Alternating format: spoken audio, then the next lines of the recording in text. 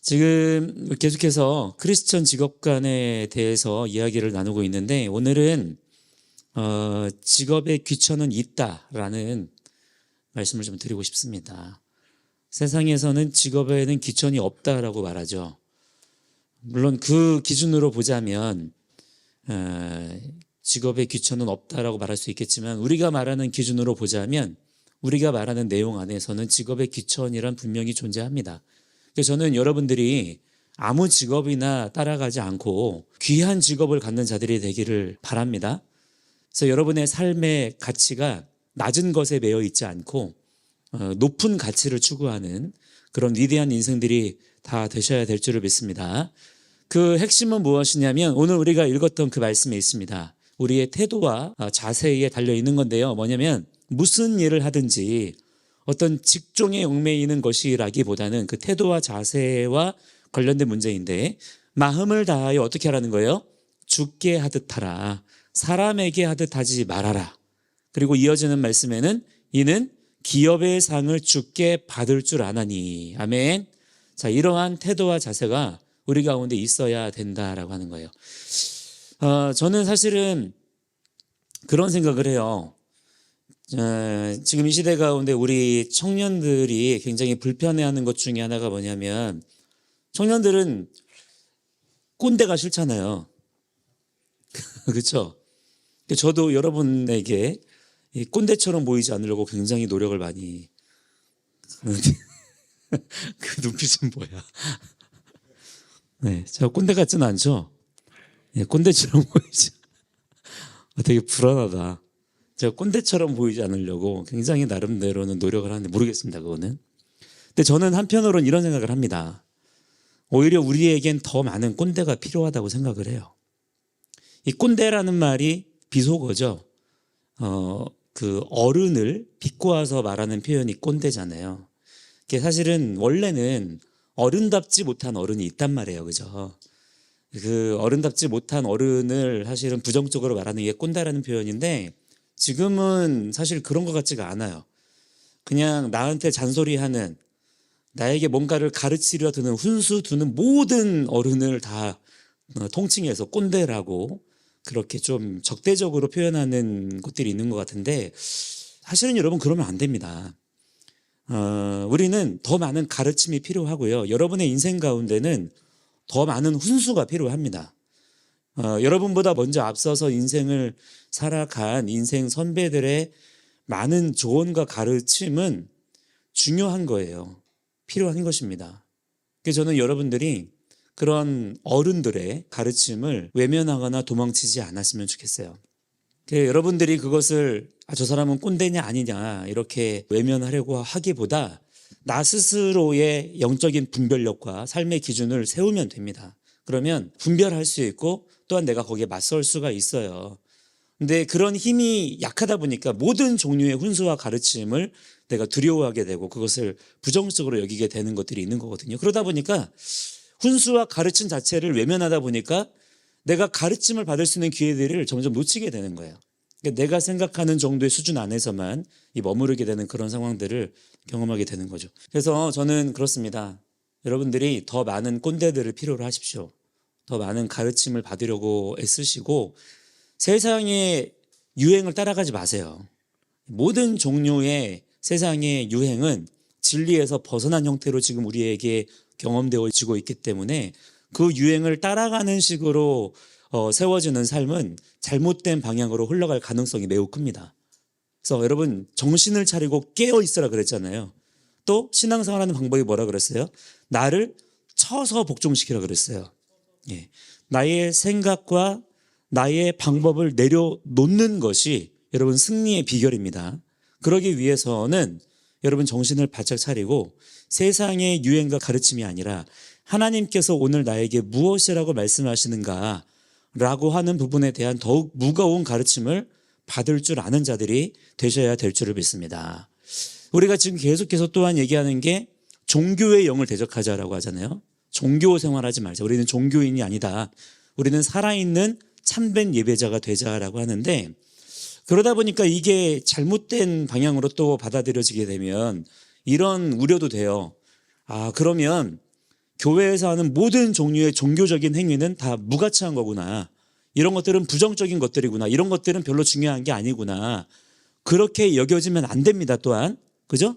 우리가 함께 말씀으로, 기도로 함께 모여서 공동체로, 서로 공동체 안에서 집회로 모이고 이런 것들은 굉장히 중요한 영적인 동기와 삶의 동기부여가 되는 거예요.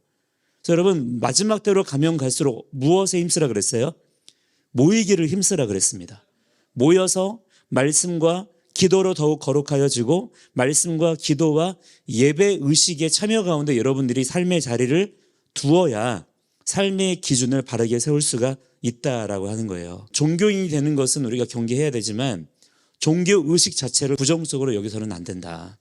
여러분들이 그러한 삶의 기준을 가지고 하나님께서 진리의 말씀으로 우리에게 주시는 이 모든 말씀들을 잘 붙잡고 믿음의 삶을 살아내실 수 있는 그런 주님의 귀한 종들이 되기를 바랍니다. 자, 오늘은 큰 제목으로는 두 개를 볼 텐데 첫 번째는 뭐냐면 직업의 본질은 무엇인가라고 하는 거예요. 직업의 본질은 지난주에도 우리가 함께 이야기를 나누었습니다만 무엇입니까? 생계의 수단이 아니고 사명이다라는 인식을 가지셔야 되는 거예요. 직업은 우리에게 필수적입니다. 여러분 불안당처럼 그냥 거렁뱅이처럼 그렇게 살지 마세요. 열심히 수고하며 땀 흘릴 줄 아는 그런 가치 있는 인생을 여러분 사시기를 바랍니다. 타인에게 멱살 잡혀서 세상의 흐름에 따라 흘러가는 그런 인생이 아니라 한편으로는 그리스도 안에서 자기 주도적인 삶을 살 수가 있어야 돼요. 그러기 위해서는 이 직업이라고 하는 것이 굉장히 중요하단 말이에요. 내가 하는 어떤 일, 그죠? 자, 그렇다면 이 직업이라고 하는 거, 내가 하는 일에 대해서 어떤 이해를 가지고 있어야 되냐면 하나님께서 나에게 사명을 주셨다. 이러한 영적인 이해가 먼저 있어야 된다는 거예요. 사명이라고 하는 것은 교회 안에서, 기독교 안에서 교회에서 어떤 일을 하는 그런 제한적인 것으로만 이해돼서는 안 되고 우리의 모든 삶 가운데 가정 안에서, 학교에서, 또 여러분의 어떤 직장에서, 사업체에서 모든 삶의 공동체 가운데에서 하나님께서 나에게 맡기신 역할이 있다. 부르심의 목적이 있다는 것을 인식을 해야 된다는 거예요. 그럴 때에 비로소 내가 직장에서, 사업체에서도 어떤 그 일을 감당할 때, 내가 수고하며 어떤 일을 할 때 그것을 나의 정욕으로만 사용하지 않고 우리가 모든 일을 할 때에 무엇을 위해서 해야 됩니까? 하나님의 영광을 위해서. 우리가 지난주에도 이 얘기를 했죠, 그죠? 하나님의 영광을 위해서 감당하는 자들이 돼야 될 줄을 믿습니다. 하나님의 창조주 되심을 인정해드리고 나는 그분의 지음받은 피조물임을 인식하고 하나님께 영광을 돌리는 삶을 살아야 될 텐데 그것을 여러분 직업 안에서 감당할 수 있는 자들이 되셔야 된다는 거예요. 자, 그러기 위해서는 지금 우리 생각에 이미 뿌리 내리고 있는 부정적인 잘못된 가르침의 내용들을 먼저는 의지적으로 걷어내셔야 돼요. 그게 뭐냐면 직업은 생계의 수단이 아니라는 사실을 이해하는 것입니다. 우리는 많은 경우에 왜 일합니까? 왜 수고하며 땀 흘리며 지금 공부하는 이유도 무엇이에요? 내가 뭔가 스펙을 쌓아서 이왕이면 남보다 조금 더 좋은 직장. 그 기준이 뭐예요? 남보다 조금 더 돈 많이 버는, 그렇죠? 조금이라도 돈 더 많이 벌고 조금이라도 남들이 더 인정해주는 그런 직업을 가지려고 하는 이유가 무엇입니까? 직업이라고 하는 것을 단순히 이 땅에서의 생계 수단으로 이해하는 경우들이 거의 대부분이기 때문이에요. 그러나 그런 식으로는 내가 그 직업을 통해서 하나님의 부르심에 순종하며 하나님께 영광을 돌리는 삶을 제대로 살아낼 수가 있을까요? 없을까요? 없다는 것입니다. 생계 수단에 목을 메고 사는 것은 예수님께서 분명히 말씀하시기를 이것은 이방인들이 하는 짓이다 그랬어요. 한번 찾아보실까요? 우리 마태복음 6장 말씀 찾아볼 텐데요. 마태복음 6장 31절로 32절까지의 말씀해 보시면 분명히 예수님께서 우리에게 말씀하시는 게 있습니다. 인생을 이렇게 살지 말라는 거예요. 함께 마태복음 6장 31절 32절입니다. 함께 시작. 그러므로 염려하여 이르기를 무엇을 먹을까 무엇을 마실까 무엇을 입을까 하지 말라. 이는 다 이방인들이 구하는 것이라. 너희 하늘 아버지께서 이 모든 것이 너희에게 있어야 할 줄을 아시느니라. 아멘. 자, 많은 경우에 이 말씀을 단순히 어떤 기도의 내용에 국한된 가르침으로 이렇게 받아들이는 경우들이 많은데, 기도라고 하는 것 자체가 뭐냐면 내가 추구하는 나의 인생의 방향성을 두고 있는 어떤 부분을 말하는 거예요. 그러니까 사실은 기도의 어떤 표현에 국한되는 그런 말씀이 아니라 인생 자체를 이렇게 살지 말라는 겁니다. 먹고 살 걱정으로 사는 인생이 되지 말라는 거예요. 왜냐? 하나님은 우리 각자의 인생을 그런 식의 차원으로 지으시지 않았기 때문에. 여러분, 하나님은 우리를 하나님의 형상으로 지으셨어요. 하나님의 형상이라 함은 굉장히 위대한 가치가 있는 겁니다. 우리의 삶을 통해서 이 땅 가운데, 이 세계 가운데 하나님의 위대하심과 영광을 드러내는 통로로 너를 쓰시겠다는 거예요. 아멘이십니까? 이 믿음이 여러분 가운데 있어야 된다는 것입니다. 그럴 때 우리는 인생을 함부로 대충 세상의 기준에 맞춰 살 수가 없다는 거예요. 여러분의 인생의 기준을 높은 곳에 두시기를 바랍니다. 낮은 가치에 두지 마시라 이거예요. 우리는 너무나 쉽게, 너무나 자연스럽게 세상 사람들이 사는 방식대로 따라 삽니다. 그게 뭐예요? 오늘 이 말씀대로예요. 무엇을 먹을까? 무엇을 마실까? 무엇을 입을까? 왜 이것을 예수님은 하지 말라는 거예요? 이는 다 이방인들이 구하는 것이다. 성경에 나오는 모든 사람들에 대한 기준은 딱 두 가지입니다. 무엇이냐면 하나님의 백성들이 있고 이방인들이 있는 거예요. 그러니까 여기 나오는 이방인들이란 뭐냐면 이교도들을 말하는 겁니다. 하나님을 섬기지 않는, 하나님을 왕으로 인정하지 않는, 하나님이 창조주이심을 깨닫지 못하는 모든 자들을 말하는 거예요. 그들은 이렇게 살아요. 무엇을 먹을까? 무엇을 마실까? 무엇을 입을까? 두려움 가운데 매여 있는 것이죠. 내가 일을 하지 않으면 내가 어떤 선택을 잘 해야만 내가 먹고 살 수 있다라는 두려움과 초조함에 붙잡혀 있는 인생을 살면 된다는 거예요? 안 된다는 거예요? 그렇게 살지 말라는 거예요. 여러분, 이 사실을 먼저 명심하시기 바랍니다. 너희 하늘 아버지께서 이 모든 것이 너희에게 있어야 할 줄을 아신다는 거예요. 너희들이 염려함으로 그 키를 한자나 더할 수 있다는 거예요? 없다는 거예요? 없다는 것입니다. 염려하고 근심하고 걱정하고 두려워하는 것으로는 문제가 해결이 돼야 안 돼요? 안 되는 것이고, 우리는 하나님의 창조주 되심을 더욱 인식하고 믿음으로 붙잡는 자들이 되어야만, 여러분, 이것은 실제예요. 종교가 아니라 이것을 여러분 의지적으로 선택하시기 바랍니다. 내가 하나님의 말씀을 종교의 말씀으로 받아들일 거냐, 아니면 실제 내 삶의 기준으로 받아들일 거냐는 여러분 스스로가 선택하는 거예요. 종교의 언어로 받아들이지 마시고 실제 내 삶의 기준으로 오늘부터 받아들이세요. 혹시 여러분이 무언가 어떤 일을 열심히 하고 있는데 혹시 이 생각에 매여 있지 않습니까? 무엇을 먹을까? 무엇을 마실까? 입을까에 대한 걱정 때문에 지금 그거 해야 되는 거 아니에요? 그거 하려고 하는 거 아니에요? 그렇다면 생각을 다시 해야 된다는 거예요. 다시 리셋을 해야 된다는 것입니다. 자, 그렇다면 하나님께서는 우리에게 어떻게 살아야 된다라고 말씀을 하시는 것이냐? 우리 33절과 34절 보겠습니다. 시작. 그런즉 너희는 먼저 그의 나라와 그의 의를 구하라. 그리하면 이 모든 것을 너희에게 더하시리라. 그러므로 내일 일을 위하여 염려하지 말라. 내일 일은 내일이 염려할 것이요 한 날의 괴로움은 그 날로 족하니라. 아멘. 아멘이십니까? 자, 이 말씀은 무슨 말일까요? 그런즉 너희는 그의 나라와 그의 의를 구하라. 제가 실제로 궁금해서 물어봤어요. 당신은 이 말씀을 어떻게 이해하십니까? 라고 물어봤더니 제가 가지고 있는 데이터 값에 따르면 거의 대부분이 이런 식으로 이해하고 있어요. 그런즉 그의 나라와 그의 의를 구하라. 하나님, 저 죽어서 천당 가게 해주세요. 저 죽으면 지옥 가지 않고 저 천당 가서 살고 싶어요. 그것을 구하며 살으라는 것으로 이 말씀을 이해하고 있더라고요. 그거는 완전히 비진리입니다. 거짓말이에요. 이 말씀을 그렇게 이해하니까 말씀이 우리의 삶 가운데 능력으로 경험되어지지 않는 거예요. 이 말씀이 죽어서야 경험되어지는 것으로 이해가 되니까 내 오늘 하루의 삶에 말씀에 대한 소망이 없어요. 여러분 생각을 바꾸시기 바랍니다. 이 말씀은 뭐냐면 그의 나라라고 하는 것은 뭐냐면 하나님의 통치를 말하는 거예요. 그의 의는 뭐냐면 하나님의 뜻과 계획을 말하는 것입니다. 하나님의 심판을 말하는 거예요. 그것을 어떻게 하라는 거예요? 추구하라는 것입니다. 소망하라는 거예요. 바라보라는 거예요. 즉 오늘을 살아갈 때에 뒤에 뭐라고 나옵니까? 내일을 위하여 염려하지 말라는 거예요. 미래의 일들을 위하여 염려하는 방식으로 살아가지 말고 오늘 하루의 삶에 집중하고 충성하는 자가 되라는 것입니다. 어떻게? 그냥 최선을 다해서 하면 됩니까? 그냥 눈앞에 있는 일들에 올인하면 되는 거예요? 나는 내일은 없어. 오늘만 먹고 살아. 하나님께서 이런 말씀을 하시는 건가요? 그게 아니에요. 하나님의 통치를 구하는 거예요. 언제? 바로 지금 이 순간.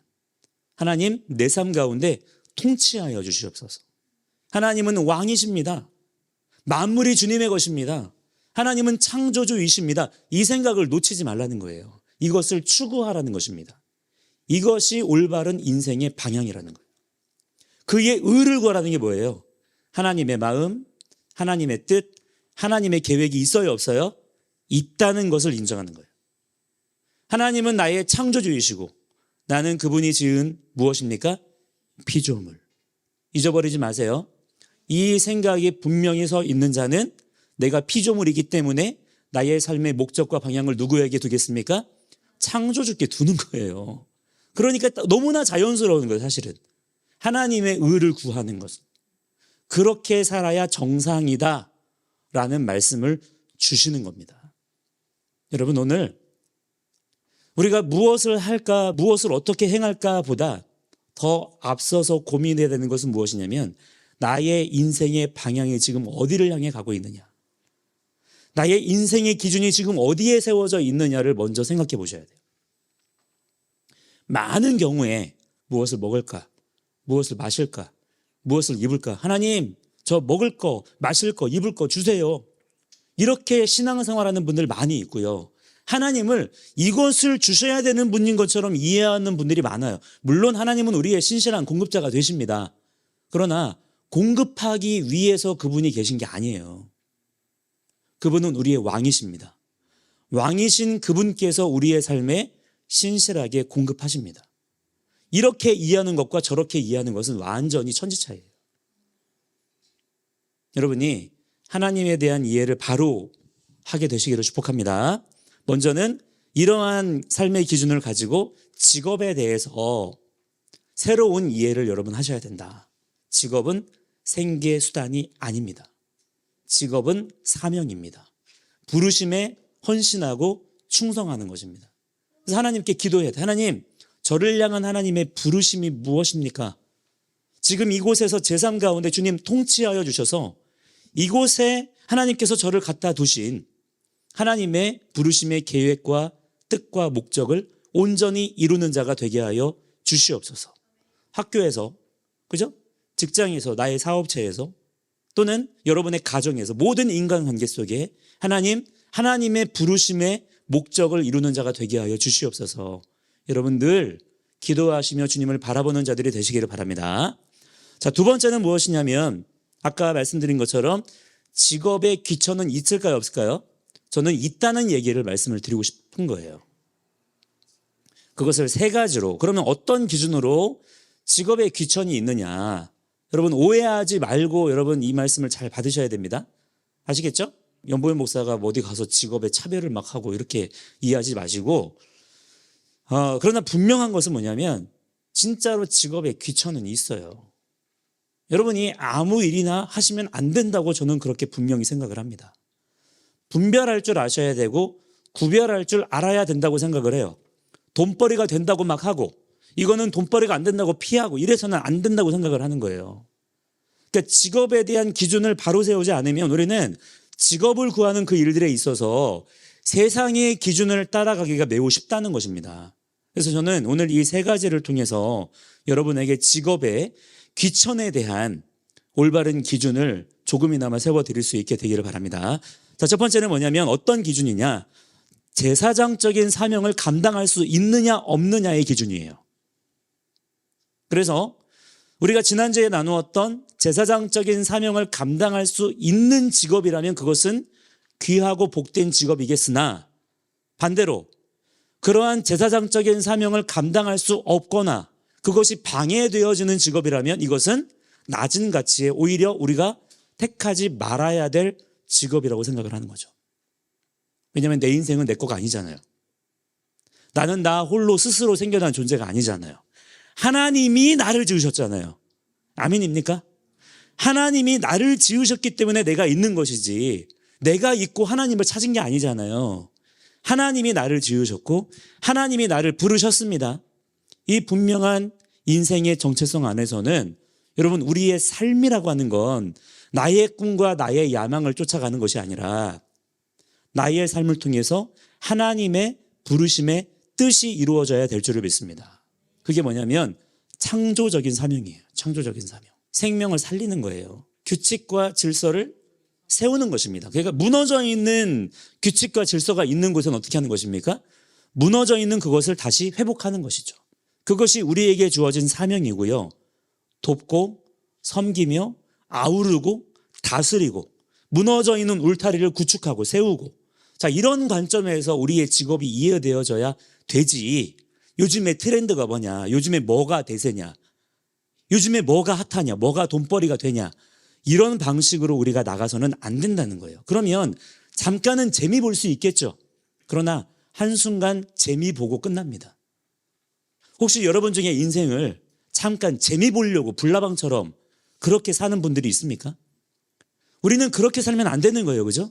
적어도 예수 믿는 사람들이라면 나에게 주어진 인생을 불나방처럼 살면 돼야 안 돼요. 안 되는 것이죠. 우리는 영원을 바라보며 사는 자들이기 때문에 오늘 지금 이 순간 하나님께서 나에게 부여하신 인생의 기회를 헛된 곳에 낭비하면 안 될 줄을 믿습니다. 자, 그러면 우리가 지난주에 나누었던 메시지를 중심으로 해서 우리가 감당해야 될 제사장적인 사명이 뭐라고 했어요? 크게 세 가지로. 첫 번째는 예배가 방해되면 안 돼요. 우리의 모든 삶은 하나님께 영광을 올려드리는 예배의 삶으로 들어져야 될 줄을 믿습니다. 근데 어떤 직업이 있는데 그 직업을 내가 택하면 하나님을 섬기는 일에 내가 방해가 돼요. 내가 하나님을 섬길 수가 없어요. 그렇다면 여러분 이 직업을 택하는 것이 나에게 복이 될까요? 화가 될까요? 화가 될 수 있는 것이죠. 그렇다면 여러분 우리는 도망치며 살아야 될까요? 그러기 위해서는 우리가 먼저 영적인 파워를 길러야 됩니다. 하나님의 성령의 지혜와 능력이 부어져서 세상을 이기는 자가 되어야 되는 거예요. 요리조리 피하고 도망가는 인생이 되라는 것이 아니라 여러분 이기며 감당하는 자가 되시기를 축복합니다. 또 우리에게 주어진 사명이 무엇입니까? 중보자의 사명이 있죠. 만 백성을 하나님께로 인도하는 사명을 맡았고 또 말씀 맡은 자의 사명을 가졌다 그랬어요. 말씀을 가르치고 하나님의 기준과 질서를 가르치고 그들로 하여금 지키게 하는 사명, 이러한 역할을 감당할 수 있는 직업을 하나님께 구하시고 하나님께 간구하실 수 있는 그런 주님의 귀한 종들이 되시기를 축복합니다. 그러기 위해서는요, 직업을요, 내가 막 선택하는 게 아니에요. 내가 고르는 게 아니에요. 거의 대부분의 경우에 내가 고릅니다. 내가 고르고 하나님께 지지해 달라고 해요. 그 방향으로 기도를 쓰는 거예요. 하나님, 저거 할 건데 이거 도와주세요라고 얘기해요. 순서가 틀렸잖아요. 순서가 틀렸잖아요. 어떻게 해야 맞겠어요, 순서가? 하나님, 저는 아무것도 모릅니다. 저의 삶의 주인은 하나님이십니다. 아멘이십니까? 이것이 아멘이라면 실제 여러분의 삶의 선택 가운데 이 믿음을 쓰라 이거예요. 특히 직업을 선택하는 문제는 여러분이 믿음을 쓰기에 가장 좋은 기회가 될 수 있습니다. 왜냐?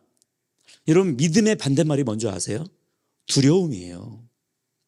내가 두려움과 직면하는 거예요. 직업을 내가 어떤 직업을 택할 거냐 말 거냐 하는 그 기준에 두려움이 있습니다. 그 두려움을 직면하고 두려움을 몰아낼 수 있는 가장 강력한 방법이 무엇이냐면 그 영역 가운데 믿음을 사용하는 거예요. 믿음이 무엇입니까? 그냥 믿습니다 하는 거예요. 하나님의 왕되심을 선언하는 것입니다. 하나님은 신실하신 분이십니다. 하나님은 나의 삶에 대한 영원부터 영원까지의 모든 완전하신 계획을 가지고 계신 분이십니다. 할렐루야. 이 믿음을 고백하고 인정하는 거네. 하나님, 그러므로 인도하여 주시옵소서. 앞서 행하시옵소서. 제가 주님을 따라가겠습니다. 주님, 저를 갖다 두시옵소서. 여러분, 아담은 에덴을 본인 자신이 선택하고 개척하지 않았어요.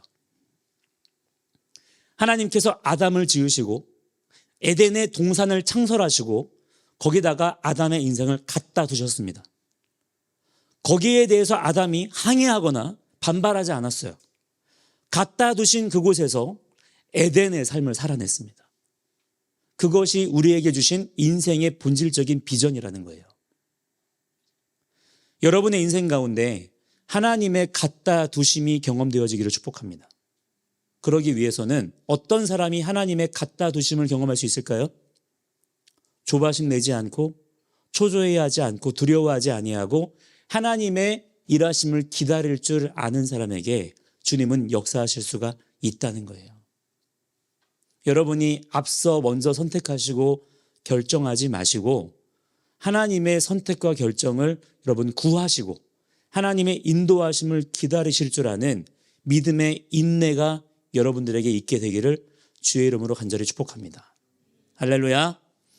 자, 두 번째는 무엇이냐면 직업의 귀천의 기준. 두 번째는 무엇이냐면 사명이냐 생계수단이냐의 기준이에요. 아까 여러분에게 말씀드렸던 바로 그것입니다. 그 기준으로 나의 직업, 내가 해야 되는 어떤 일에 기준을 세우시냐는 거예요. 이것이 어떤 식으로 드러나냐면 직업을 단순히 생계수단으로만 인식하시는 분들은 뭐냐면 나의 직장을 위해서 헌신하고 수고하며 희생할 줄 아는 마음이 있을까요? 없을까요? 없습니다. 나의 섬김과 나의 수고를 통해서 직장이 점점 발전하고 성장하게 되는 것에 대한 가치와 비전을 두지 않아요. 왜? 직업의 목적은 누구에게 있어요? 내게 있으니까. 그 생각을 가지고 살기 때문에 직장이 나에게 무언가를 해줘야 되는 거예요. 나의 권리만 중요해요. 조금만 내가 그 권리를 내가 받지 못하거나 남들과 비교해서 내가 조금만 거기에서 내가 조금 부족하다 그러면 굉장히 내가 손해본 것 같고 내가 굉장히 뭔가 피해를 보는 것 같은 그런 생각에 빠지게 됩니다. 그런 식의 생각 속에 사로잡히면 안 된다는 거예요. 여러분, 그러나 직장의 기준, 직업의 기준을 하나님께서 나를 이곳에 갖다 두셨다. 하나님이 나를 부르셨다. 사명이라는 기준을 가지고 있는 사람은 하나님께서 나에게 직장을 주셨잖아요. 어떤 직업을 맡기셨잖아요. 그러면 그 사람은 그 직업에 대해서 어떤 생각과 비전을 가지게 될까요? 내가 이곳에서 열심히 수고하며 충성하며 헌신함으로 인하여 하나님이 나를 갖다 두신 이곳이 더욱 부흥하고 성장하고 풍성해지기를 원한다. 자, 열심히 일할까요? 대충대충 일할까요? 열심히 일할 수밖에 없는 거예요. 그래서 오늘 우리가 읽은 말씀에 뭐라고 말씀해요? 무슨 일을 하든지 마음을 다하라 그랬어요. 왜? 죽게 하듯 하는 것이기 때문에. 사람에게 하듯 하지 말라는 거예요. 사람에게 하듯 하는 사람은 사람이 안 쳐다보는 곳에서는 대충대충 합니다. 적당히 타협하는 거예요. 그러나 모든 일을 할 때에 죽게 하듯 하는 사람은 마음을 다할 수가 있다라는 거예요. 그렇게 해야 된다는 거예요. 우리 성경 말씀 찾아볼 텐데요. 창세기 39장 2절로 6절 말씀 찾아보겠습니다. 창세기 39장 2절로 6절. 어떻게 그렇게 살 수가 있느냐? 과연 그렇게 산 사람이 누가 있냐? 여러분, 있습니다. 자, 우리 특별히 한 예로 요셉을 볼 텐데 창세기 39장 2절로 6절 보겠습니다. 자, 함께 시작. 여호와께서 요셉과 함께 하심으로 그가 형통한 자가 되어 그의 주인 애굽 사람의 집에 있으니 그의 주인이 여호와께서 그와 함께 하심을 보며 또 여호와께서 그의 범사에 형통하게 하심을 보았더라. 요셉이 그의 주인에게 은혜를 입어 섬김에 그가 요셉을 가정 총무로 삼고 자기의 소유를 다 그의 손에 위탁하니 그가 요셉에게 자기의 집과 그의 모든 소유물을 주관하게 한 때부터 여호와께서 요셉을 위하여 그 애굽 사람의 집에 복을 내리심으로 여호와의 복이 그의 집과 밭에 있는 모든 소유에 미친지라. 주인이 그의 소유를 다 요셉의 손에 위탁하고 자기가 먹는 음식 외에는 간섭하지 아니하였더라. 요셉은 용모가 빼어나고 아름다웠더라. 아멘. 여러분의 인생이 이와 같기를 축복합니다. 뭐라고 말씀합니까? 그의 주인이 여호와께서 그와 함께 계심을 보았다 그랬어요. 세상 사람들이 보기에도 저 사람은 하나님께서 함께 하시는 인생인 거예요. 근데 여러분 그것을 가지고 이 사람이 어떻게 하느냐? 어떻게 합니까?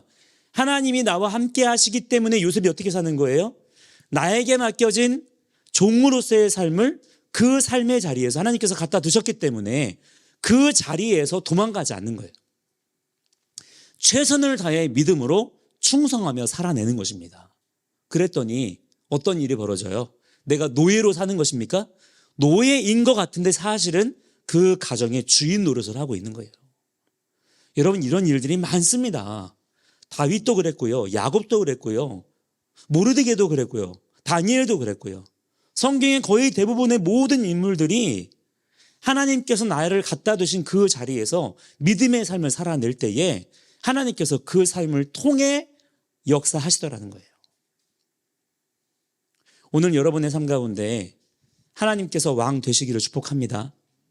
하나님께서 나에게 사명을 맡기셨다는 사실을 여러분 잊어버리지 마시고 내 모든 삶의 선택과 결정의 순간순간들이 하나님의 부르심의 뜻 가운데 있다는 것을 여러분 기억하며 사는 자들이 되셔야 된다는 거예요. 그렇지 않고 단지 직장을, 나의 직업을 돈벌이 수단으로만 이해하고 있는 사람은 반드시 어떤 열매를 맺게 되냐면 원망과 불평을 하게 됩니다. 비교의식에 빠지게 돼요. 피해망상에 걸려듭니다. 지금 우리나라 청년들의 가장 큰 질병은 무엇이냐면 피해망상증이에요. 다 피해자예요. 내가 손해받았고 내가 피해받았다는 거예요. 이 생각에서 벗어나지 않으면 그 사람은 성장할 수가 없어요. 하나님께서 여러분의 인생을 세우시고 부르십니다. 그 부르심의 자리에서 하나님을 바라보시며 믿음의 삶을 담대히 살아가시는 주님의 귀한 종들이 되시기를 축복합니다. 자, 마지막 세 번째로 직업의 기천의 기준이 뭐가 있냐면 나의 꿈, 나의 야망을 위해서 그 일을 하기 원하는 것이냐 아니면 하나님의 부르심에 대한 소망이 있는 것이냐 이것을 기준으로 귀천이 나눌 수가 있다는 거예요. 우리는 지금 너무나 자연스럽게 신앙과 삶을 분리시켜서 생각해요. 뜯어졌다라고 표현하잖아요. 그죠? 진짜 뜯어놓고 생각합니다. 신앙은 여기서만, 실제 삶은 내가 내 뜻대로 살고 이런 경우들이 많단 말이에요. 여러분 나의 꿈과 나의 야망과 나의 편안함과 나의 만족을 위해서만 직장이 필요하다면 과연 그곳에서 하나님의 나라와 하나님의 의를 구하는 삶을 살까요? 그럴 리가 없겠죠. 그죠? 왜 그래요? 목적 자체가 나의 야망이기 때문에 나의 편안함과 나의 만족이기 때문에 하나님의 자리가 없는 거예요. 여러분 그러나 그것 가운데 하나님의 왕되심을 여러분 인정하는 자들이 되시기를 축복합니다. 내가 하는 그 일들 가운데 하나님의 자리를 적극적으로 만드는 자들이 되어야 된다 이 말이에요. 자, 그러기 위해서는 우리가 우리의 직업을 나의 야망을 이루기 위한 수단으로 여기서는 안 된다는 겁니다. 늘 우리는 고민해야 돼요. 하나님께서 왜 나에게 이 일을 맡기셨는가? 왜 나에게 이 일을 하라고 하시는가? 그냥 어쩌다가 보니까 이 일을 하게 된 것이 아니라 하나님께서 나에게 이 일을 맡기셨다라는 인식이 중요하다 이 말이에요. 그 믿음을 가지시고 하나님께서 나의 왕 되시고 나는 그분의 종된 삶을 여러분들이 오늘 하루의 삶 속에 살아가시는 자들이 되셔야 될 줄을 믿습니다. 자, 그러기 위해서는 무엇으로 우리가 그렇게 할 수 있느냐? 말씀과 기도 외에는 답이 없어요. 말씀과 기도로만 그 모든 일들을 능히 감당할 수가 있습니다. 첫 번째는 무엇입니까? 말씀이에요. 하나님의 말씀이 여러분의 인생의 등불이 되시기를 축복합니다. 다 이것도 여러분에게 종교적인 언어로 받아들여지면 돼요, 안 돼요? 안 됩니다. 종교적인 언어가 아니라 그냥 실제 내 삶이에요. 그러니까 이것을 그래 맞아. 내가 말씀으로 내가 붙잡고 묵상하고 해야지 라고 아멘하고 끝나버리면 아무 일도 일어나지 않아요. 그런데 실제 여러분의 삶의 루틴으로 그것을 끌어오는 거예요. 내가 그동안 하지 않았던, 오늘까지도 하지 않았고 어제까지도 하지 않았던 그 말씀을 읽고 묵상하고 암송하고 하는 일들을 실제 내 삶의 루틴으로 지금 이 순간부터 세팅을 하는 것입니다. 그러면 말씀의 능력이 여러분의 삶 가운데 경험이 되어진다 이 말이에요. 그것을 여러분 간증하십시오. 그것을 드러내는 자가 되시면 되는 거예요. 하나님은 진정 나의 삶 가운데 말씀으로서 역사하시는 분이시다. 이것을 여러분 드러내는 자들이 되시기를 주의 이름으로 간절히 축복합니다. 자, 또 하나가 무엇이냐면 기도하는 거예요. 기도는 말씀으로 기도하는 것입니다. 그냥 내 넋두리 하는 게 아니에요. 내 소원 비는 행위가 아닌 것입니다. 기도는 무엇입니까? 먼저는 말씀이 채워진 자라야 온전한 기도를 할 수가 있어요. 그러니까 말씀에 대하여 무지한 자는 내 넋두리 하다가 끝나기가 쉽습니다. 그러나 말씀이 채워져 있으면 있을수록 내가 주님 앞에 온전한 기도를 드릴 수가 있어요. 왜냐? 기도란 무엇이냐? 바로 이것이기 때문이에요. 하나님, 하나님의 말씀에 기록된 대로의 뜻을 이루소서예요. 그게 기도입니다. 하나님은 언약의 하나님이시기 때문에 약속하신 대로 행하십니다. 아멘. 이것을 믿는 자가 기도할 수 있는 거예요. 그러므로 약속의 말씀을 가지고 있는 자는 기도할 수 있어요. 하나님, 제가 주의 말씀을 읽었습니다. 주의 말씀을 묵상했습니다. 제가 주의 말씀을 기억하고 있습니다. 주님께서 이 말씀을 속히 이루시옵소서. 이것이 기도입니다. 이 기도 안에서 하나님은 그 일을 감당할 만한 자로 우리 각 사람을 세우시고 부르신다는 거예요. 그럴 때 여러분에게 주어진 삶이 올바른 기준으로 맞춰갈 수가 있다는 것입니다. 자, 또 하나가 뭐냐면 하나님은 나의 선택과 결정에 제한되지 않으신다는 거예요. 선택 강박증에서 벗어나세요. 내가 혹시 이것을 하면 큰일 나지 않을까? 이것을 선택하면 주님이 기뻐하실까? 자, 그런 선택 강박증에 매이기보다 뭐가 먼저 앞서야 되냐면 하나님과의 친밀한 교제와 사귐이 오늘 하루의 삶 속에 있어야 됩니다. 과연 여러분이 하나님의 인도하심에 따를 태도와 자세가 준비되어 있느냐 이거예요. 그렇다면 그 사람은 선택과 결정의 순간에 나의 선택과 결정으로 그것이 결정되어지는 것이 아니라 하나님께서 인도하시는 것을 경험합니다. A냐 B냐 그중에 잘 찍어가지고 잘 선택해야만 인생이 풀리는 게 아니에요.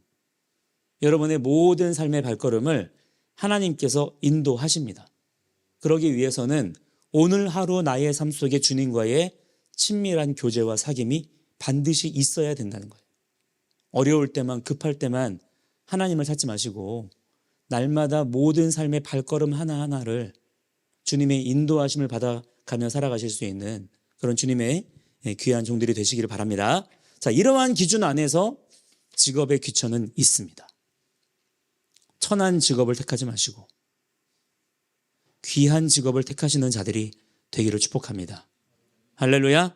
함께 우리 찬양하고 기도할 텐데요. 아까 여러분 부르셨던 주 여호와는 광대하시도다, 이 찬양 같이 부르시고 우리 기도하는 시간 갖도록 하겠습니다. 우리는 때때로 오해하는 게 뭐냐면 하나님께서 우리의 인생 가운데 고속도로를 내주시기를 원할 때가 많이 있는 것 같아요. 때로는 서치라이트를 비추셔서 저 멀리까지 한눈에 쫙 바라볼 수 있게 그렇게 해주시면 좋겠다라는 생각을 합니다. 근데 하나님은 우리한테 징검다리를 놓으시고요. 하나님은 우리한테 겨우 한 발짝 비칠 만한 등불 하나 주십니다. 이 우리의 기대와 너무 다른 거죠. 하나님은 뭐냐면 한 걸음 한 걸음을 인도하시겠다는 거예요. 왜냐? 여러분 빨리 거기 가서 뭐 할 거예요?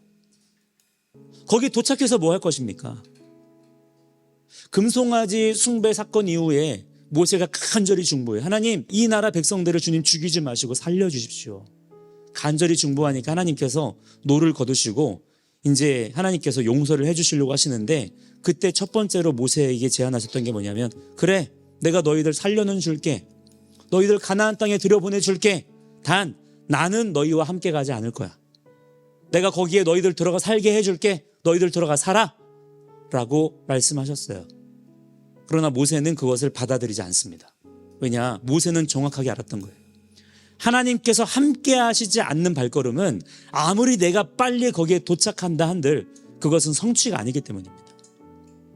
우리는 분명한 믿음의 비전을 봐야 돼요. 내가 무언가를 이룬다고 해서 하나님이 영광 받으시는 게 아니라고 말씀드렸습니다. 그죠? 내가 무엇을 얻어내기 위해서, 무엇을 가지기 위해서 내 삶이 그렇게 나아가는 게 아니에요. 내가 오늘 지금 이 순간 하나님의 통치 가운데 하나님의 인도하심을 받으며 살고 있느냐 이거예요. 이것이 핵심인 것이지. 그 관계 안에서 앞으로의 삶도 인도함을 받는 것이지, 우리가 하나님을 나의 야망을 위해 이용해 먹으려 하면 안 된다는 것입니다. 오늘부터 여러분이 하나님을 더욱 인정해드리고 높여드릴 수 있는 그런 믿음의 사람들이 되시기를 축복합니다. 함께 이 찬양 같이 부를게요.